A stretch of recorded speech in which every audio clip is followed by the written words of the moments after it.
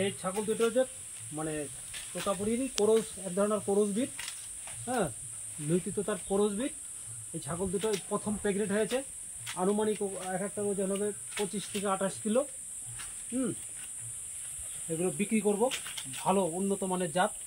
হ্যাঁ, নতুন প্রেগনেন্ট হয়েছে বাচ্চাগুলো, দেখেন কত বড় বড় বাচ্চা।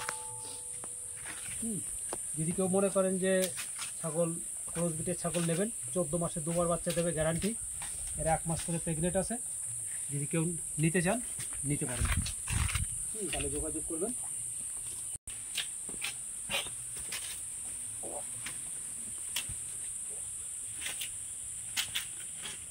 এগুলো ক্রস বিটের ছাগল বলবো, এগুলো ক্রস বিটের ছাগল 14 মাসে 2বার বাচ্চা দেয়, 1 মাস করে প্রেগনেন্ট আছে, দুটো বাচ্চাই বিক্রি করবে।